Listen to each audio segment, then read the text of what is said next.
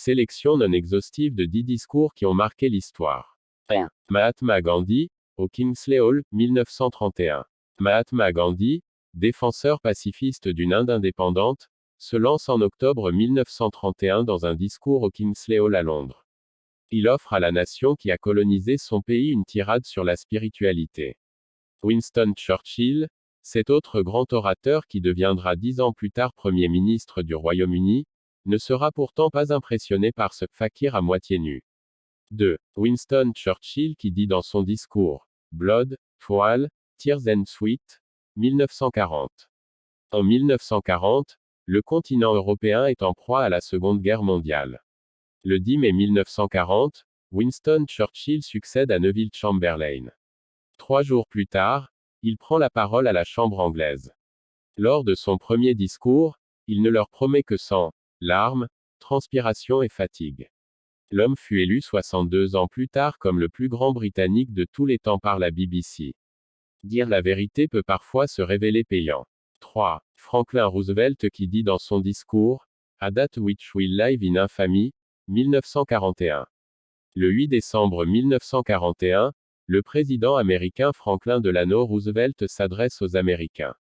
Ce discours intervient quelques jours après l'attaque de la base américaine de Pearl Harbor, une date qui vivra dans l'infamie. Il marque l'entrée des États-Unis dans la Seconde Guerre mondiale. 4. Charles de Gaulle. Je vous ai compris. 1958.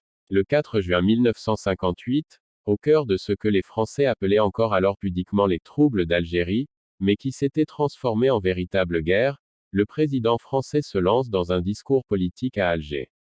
Sa phrase aussi célèbre qu'ambiguë provoquera des désillusions dans les deux camps. Les accords d'Évian mettront fin à la guerre d'Algérie le 18 mars 1962. 5. John Kennedy. Ask not what your country can do for you. 1961. John F. Kennedy a démontré dès son discours inaugural de 1961 qu'il serait l'un des plus grands orateurs de son temps. Il fait appel au sens civique du peuple américain. Il demande aux Américains de s'interroger non pas sur ce que l'État peut faire pour eux, mais plutôt sur ce qu'ils peuvent faire pour leur pays. Barack Obama va utiliser les mêmes ficelles 50 ans plus tard lors de ses campagnes. 6. John F. Kennedy. ICH Bain à une Berliner, 1963. Quelques mois avant l'attentat fatal de Dallas, le président tient à mettre en lumière, dans un Berlin encore divisé, les liens qui unissent les États-Unis et le peuple ouest-allemand. Cette prise de parole est considérée comme l'un des moments forts de la guerre froide. Plus surprenant, certaines mauvaises langues diront que la formule utilisée par le président signifie « Je suis une boule de Berlin » et non « Je suis un Berlinois ». En réalité, les deux formes sont parfaitement correctes. 7. Martin Luther King. I Have a Dream. 1963. C'est le 28 août que Martin Luther King et son combat pour les droits civiques rentrent dans la légende grâce à une petite phrase de 4 mots. Je fais un rêve commence Martin Luther King. Je fais un rêve où mes 4 enfants pourront un jour vivre dans un pays où ils ne seront pas jugés sur leur couleur de peau, mais sur leur personnalité. Par cette simple phrase, il relie son combat avec l'un des principes fondateurs de la Constitution des États-Unis, All men are created equal, tous les hommes sont créés égaux. King fut tout comme Kennedy victime d'un attentat. 8. Nelson Mandela. An ideal for which I am prepared to die. 1964. En 1964, Nelson Mandela est condamné pour sabotage contre le régime d'apartheid en Afrique du Sud. Il passera au total 27 années en prison. Le pacifique Mandela est contre toute action violente, mais n'en est pas moins prêt à mourir pour ses idéaux. Sa libération en 1990 marque le début de la fin de l'apartheid. Un mouvement des intégrations qui arrive à son apogée lorsque Mandela devient le premier président noir d'Afrique du Sud. 9. Ronald Reagan. Tear Down This Wall. 1987.